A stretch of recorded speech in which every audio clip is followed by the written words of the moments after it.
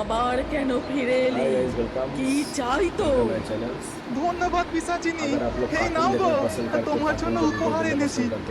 আমার জন্য উপহার?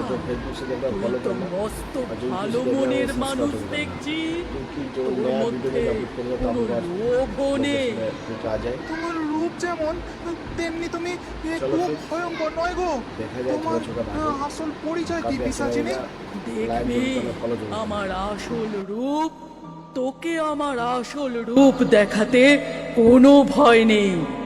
তখনই পিশাচিনী তার রূপ বদলে স্বর্ণ জলপরীর রূপ ধারণ করে।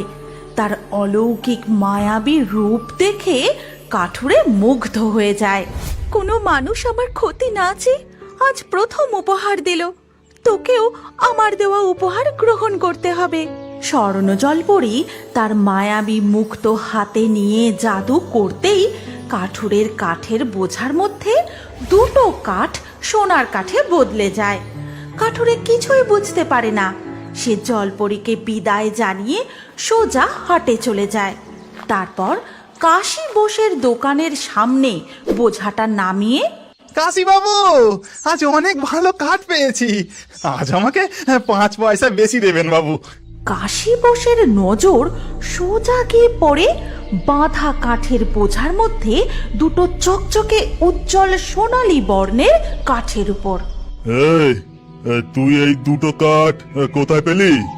আগে বাবু, আমি তো জঙ্গল থেকে এমন কাঠ কাটিনি।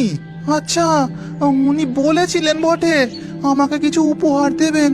মনে হয় উনি জাদু করে এই দুটো কাঠ আমাকে উপহার দিয়েছেন।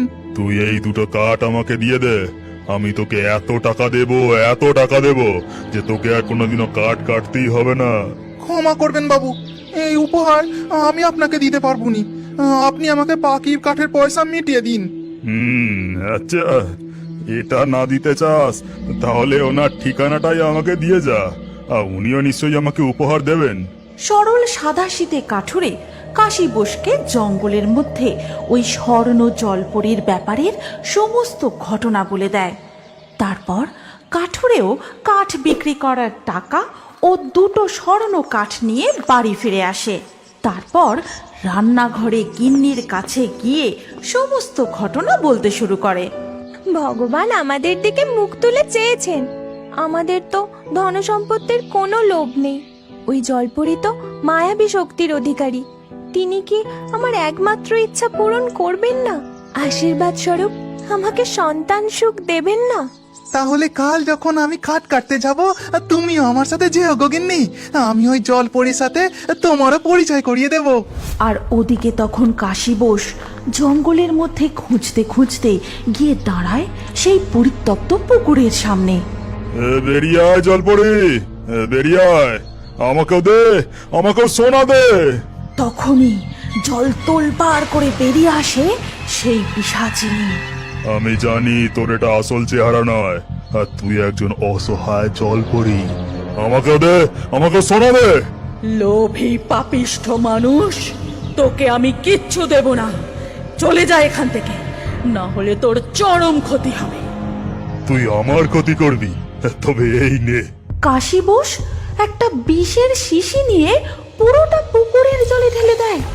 আর এই দেখে পিশাচিনী রূপী জলপরি ভয় পেয়ে জলে ডুব দেয়। এবার তুই মর, কালকে জেলের দল নিয়ে এসে আমি তোর পুকুর লুট করব। আর যদি বিষের হাত থেকে প্রাণ বেঁচে যায় তাহলে তোকেও বন্দি করে নিয়ে যাব। কাশী বোস ফিরে যায়।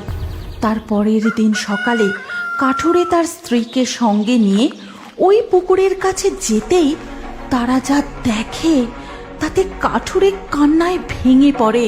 পুকুরের জলে ছোট বড় মাছ সহ দুটি মৃত জলপরীর দেহ ভাসছে। ভগবান, এ কি সর্বনাশ হয়ে গেল!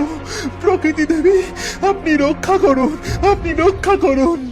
তারপরেই ঘটে এক স্বর্গীয় অলৌকিক ঘটনা। কোথা থেকে যেন এক পঞ্চমুখী সাপ এসে উপস্থিত হয়। তারপর পুকুরের জলে মুখ দিয়ে ধীরে ধীরে সমস্ত বিষ সে শুষে নেয়। এই গল্পের পরবর্তী পর্ব যদি তুমি দেখতে চাও তাহলে কমেন্টে নেক্সট পার্ট অবশ্যই লিখো। আর আমাদের